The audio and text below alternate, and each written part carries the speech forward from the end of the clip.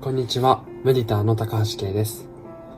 Muditāゲストインタビュー企画。今回も芸術が人をつなげるというテーマで、作曲家であり、尺八奏者でもあるシャウンヘッドさんにインタビューをしていきます。日本の伝統文化である尺八という楽器が、西洋文化と日本文化をどうつなげてくれるかについて3本のインタビューを通して話してもらいました。それではお楽しみください。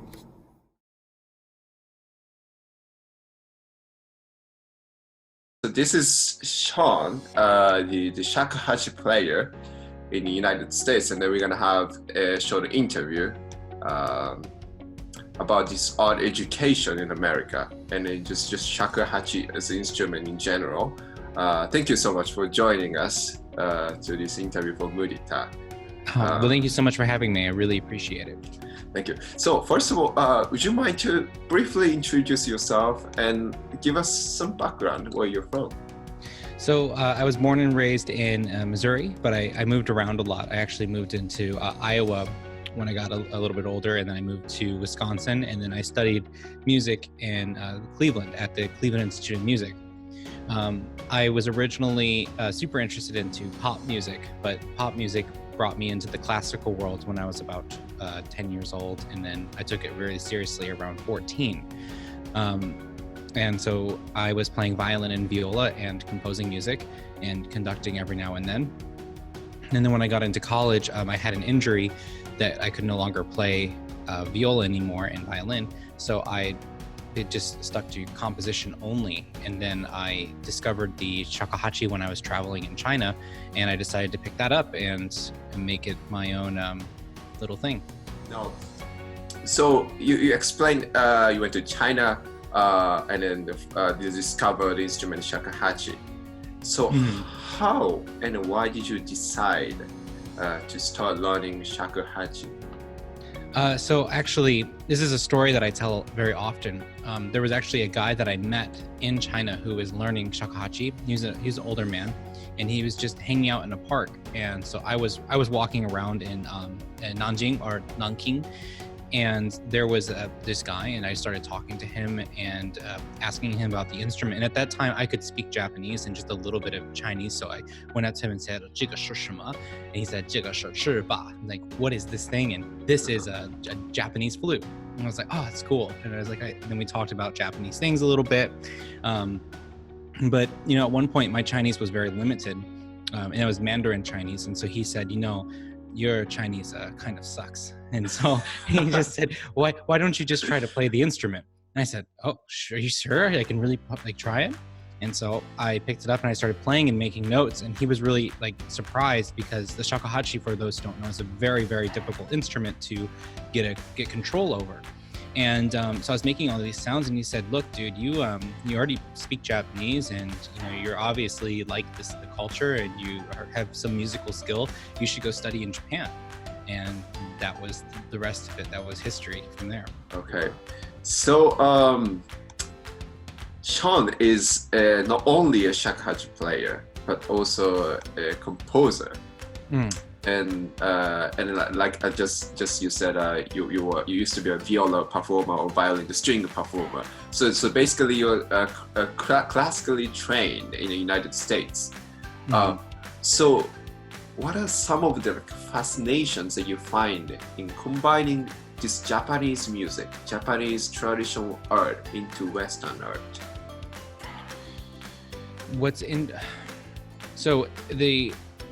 Comparing and contrasting Western aestheticism to Japanese aestheticism is what I find the most interesting, because we don't have necessarily aesthetic classes in the Western world. And so what I mean by that is, like in Japanese, in bigaku, you can say like mono no aware, mono shibui, iki, and notan. Like there's so many of those, and the list just goes on of like 50 or 60 different aesthetic characteristics. And for us, we think of things of what is beauty. Right? We try to find what is beauty, but we don't have necessarily a name of why that is beautiful. There's not a specific class. So I take those sort of like what we might say cantabile, or maybe even we'll say like bel canto, borrowing from like the like Italian tradition of singing. And we say we want like a bel canto like lyricism. And then what if I mix that bel canto with something that is shibui? So it's simplistic but elegant. However, it's grandiose and lyrical. And that's what I find to be extraordinarily interesting in that kind of East meets West sort of mixture. Oh, okay. So next question is this. What was the most memorable moment in your career as a shakuhachi player? Any specific moments that you felt like you were so glad that you picked shakuhachi from the old the person in China. Oh, yeah. And then I'm just so glad. I'm just so grateful that moment. That then now I'm playing shakuhachi. Is there any specific moment of your career? Yes. So the first year I did my world tour, it really wasn't world tour. It was basically just Japanese tour and American tour.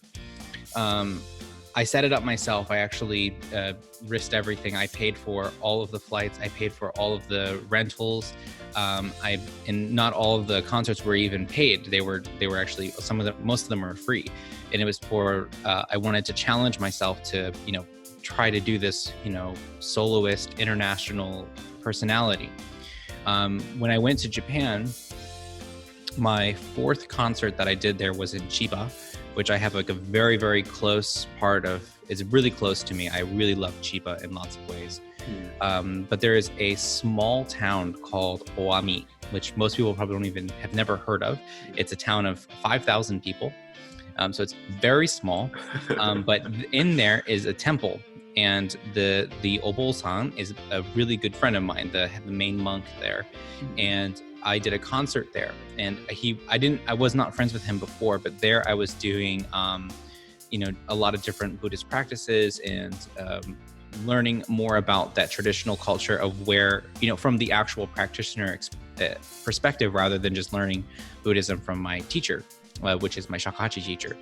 So I was studying there for about 3 or 4 days, and then I gave a concert there for the public. And in this small little temple, about 40 or 50 people came and packed in, and then there was people also standing outside wanting to listen. And when I finished the concert, I kind of felt like, wow, like all these people, they're not viewing me as like something different. They're all like, the way that I could feel them listening was they were listening to me as like, you have a soul and I have a soul, and we are gonna connect on this musical moment together and share something special. There were no borders, there was no language barrier, there was nothing. It was just pure, unadulterated enjoyment of music. Yeah, it is. It's fantastic, and in fact, it's those kind of experience is really hard to find, in my opinion, in Japan, because. And I think that's why it was so much better to do that concert on the countryside, because people on the countryside, they're not going out every single day to the big city where they're I in a way kind of being corrupted in a way that like they can't think slowly, like tomate kangae, that sort of thing, stop and think. That's really hard, and it's even hard for me too, because I live in the city and I'm constantly online. When Google doesn't upload in 1 second, I'm angry. It's like, why are you so slow? But I think this is a real problem. But for people in the countryside who are so connected, most of them are farmers, so they're used to sitting and waiting and doing things slowly. So when they get to come there and enjoy this music, which is all about that contemplation, they really understand it. Yeah, of course. Yeah, break the wall is always better with this sort of thing, because our art is meant to be shared. Right. Yeah, so the most important art that's out there for me is food. And the first thing that people do when they meet is they usually eat something. They're sharing food. They're sharing art. So it's an artistic experience. Whatever. That's why people feel closer. So when you share music, I've had this conversation with other people before. When I play with this harpist very often. She's incredible, really talented. And somebody actually came up to me after the concert and was like, wow, you two sound so good together. What is it like to live together and to, date your partner? And I go, we're not dating. They're like, no, but it was so romantic up there. It's like, yeah, well, music is really romantic. I mean, it's dance. It's all that stuff. But even sharing a meal, like most of your first dates are going to be at a coffee shop, sharing some food and something. Yeah. It's about sharing. So it is a romantic act. You can't really be angry, over dinner. It's really hard. I mean, you can, but it's like, you have this delicious meal in front of you. The last thing you want to do is be angry. Yeah.